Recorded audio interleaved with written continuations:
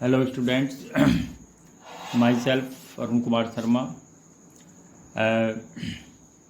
your history teacher, and today we will resume our topic Industrial Revolution. Topic first, describe Ludism. Ludism क्या था? The movement known as Ludism during 1811 to 1817 AD led by charismatic general Ludd Ned. इसको Ludd Ned ने जो एक बहुत ही charismatic मतलब चमत्कारी व्यक्ति थे, उन्होंने इसका नेतृत्व किया था इंग्लैंड में ड्यूरिंग इंडस्ट्रियलाइजेशन. उस समय there were so many problems faced by the laborers. They have not better working conditions, better wages, and better houses to live. So they were agitated, and they were led by the charismatic General Lude during 1811-1817, and this movement is also known as Ludism. Exemplified another type of protest.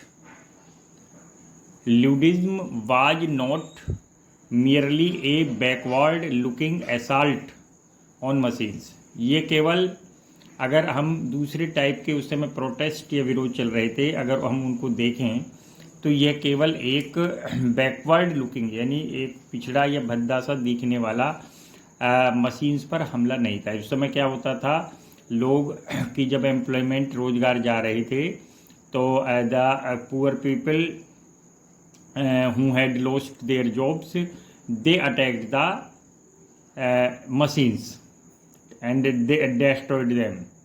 But Ned Lude chose a different way.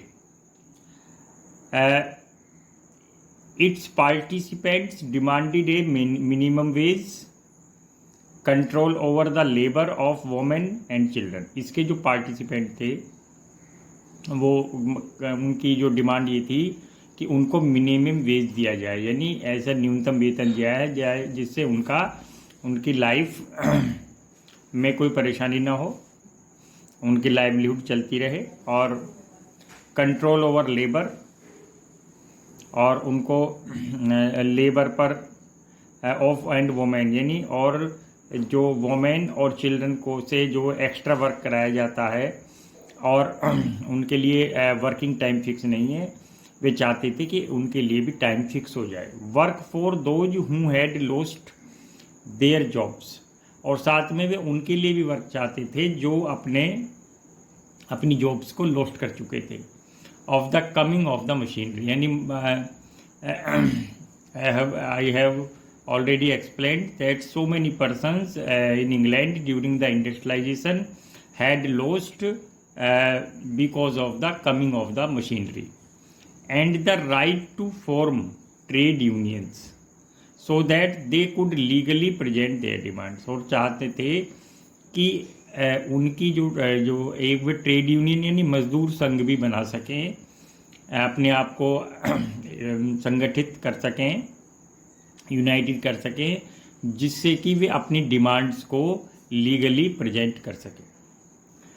Students, our topic 2, write a note of Peterloo massacre. हैटरलू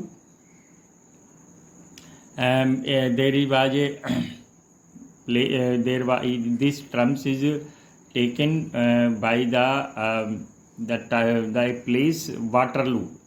Waterloo is a place near France in which in 1815 Napoleon's army had been defeated by the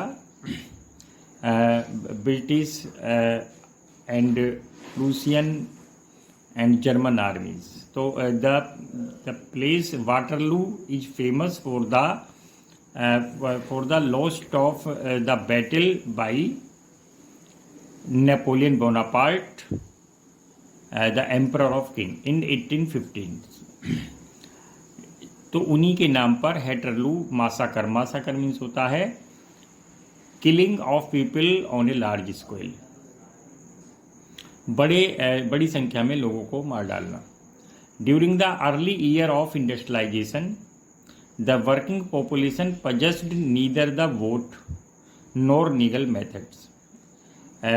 industrialisation के जो early phase था, यानी जो शुरुआत में जो working population थी, मजदूर थे, लेबरर थे, ना तो उनके पास राइटिंग वोट था और ना ही उनके पास कोई लीगल मेथड, कानूनी ऐसा तरीका था to express their anger at drastic manner, कि जिससे वे अपने क्रोध को, अपनी परेशानियों को एक ठीक ढंग से प्रदर्शित कर सकें। In which their lives had been overturned, और जिससे उनकी लाइफ में भी परिवर्तन, चेंज आ जाए। इन अगस्त 1819 में, यानी अब से 201 ईयर्स पहले,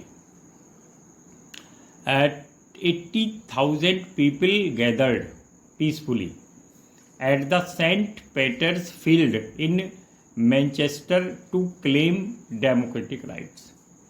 यानी Manchester as a city famous for the cotton textiles factories, and in the city in August 1819 more than 80,000 people gathered peacefully, इकट्ठे हुए सावधान, पीसफुली, शांतिपूर्वक, सेंट पीटर फील्ड में, और उनका था टू क्लेम डेमोक्रेटिक राइट्स, और वे क्या करते थे, डेमोक्रेटिक राइट्स को चाहते थे कि उनको भी लोकतांत्रिक अधिकार मिले।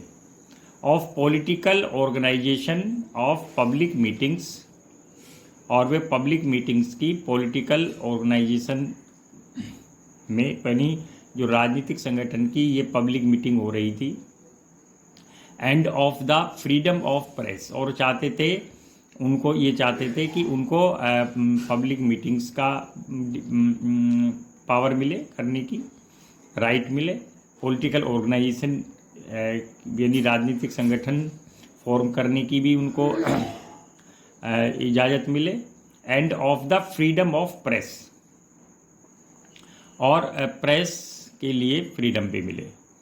They were suppressed brutally, they were suppressed brutally in what became known as Waterloo massacre, और इस प्रकार उनको बहुत ही क्रूरतापूर्वक दमन किया गया, बड़ी संख्या में लोग मारे गए, और उनका इसी को हेटरलू मासाकर के नाम से जाना जाता है। And the right they demand were denied by 6 act passed by parliament the same year, और इसी ईयर में पार्लियामेंट ने डिमांड किया,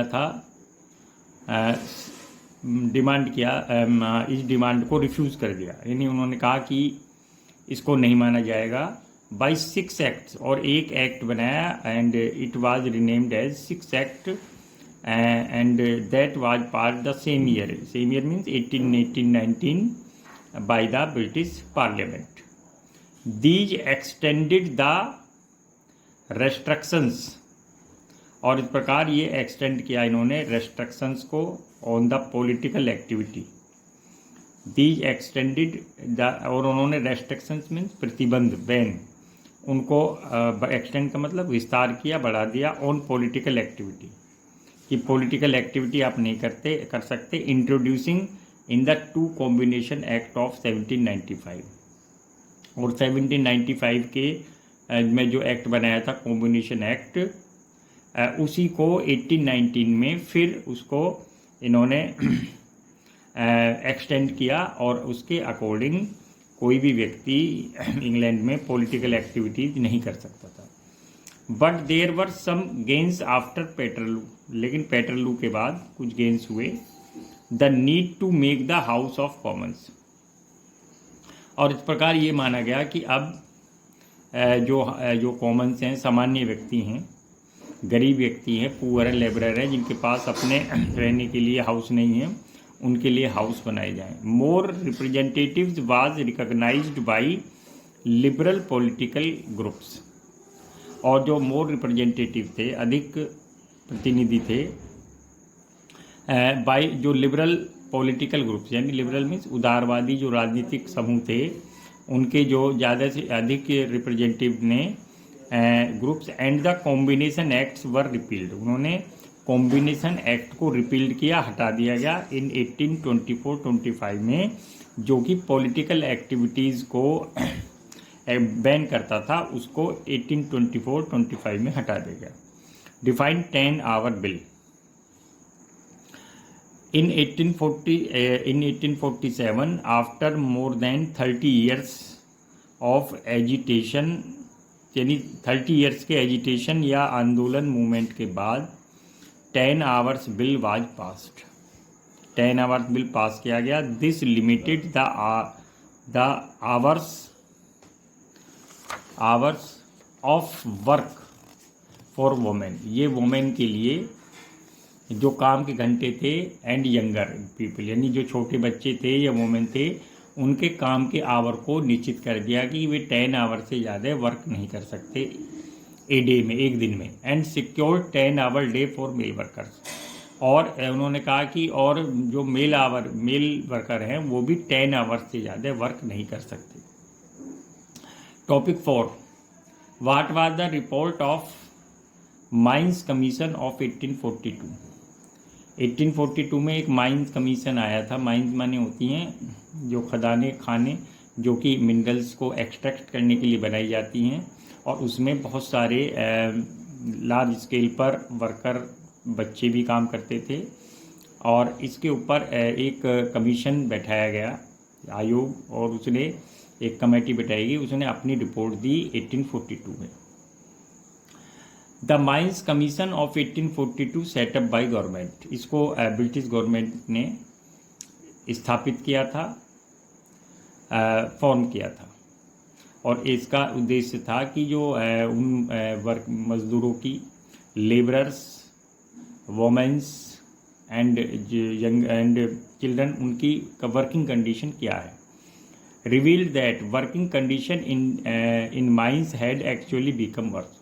और उसमें ये रिवील्ड किया गया, ये बताया गया, ये प्रकट किया गया कि जो वास्तव में जो लेबरर्स हैं उनकी जो हालत है वो बहुत ही वर्स, यानी बहुत ही ख़राब है। Since the act of 1833 because more children had been put to work in coal mines. क्योंकि 1833 में एक ऐसा एक्ट बनाया गया था जिसमें अधिक से अधिक बच्चे कोल माइंस में वर्क कर सकते थे, और इसका बहुत बैड इफेक्ट हो रहा था, और बच्चों की डेथ हो रही थी और वे डिसेबल भी हो रहे थे। Topic 5, mention the aim of mines and collieries act of 1842। 1842 का जो एक्ट था, कॉलरीज एक्ट था, वो उसका क्या उद्देश्य था। Very short, the mines and collieries act of 1842 band, वो उसको बैन कर दिया गया। माइंस और कोल 1842 को बैन कर दिया गया। Children under 10 and women from working outside. इसके अनुसार कि 10 वर्ष से कम के बच्चे और वोमेन को जो है वो माइंस में, यानी माइंस में वर्क करने से उस पर बैन किया गया और रोक लगा दी गई। Define the aim of Fielders factory act of 1947। जो फील्डर्स फैक्ट्री एक्ट था 1947 का, उसका क्या एम था। The fielders factory act of laid down in 1847। ये 1847 में इसको बनाया गया, मेक किया गया।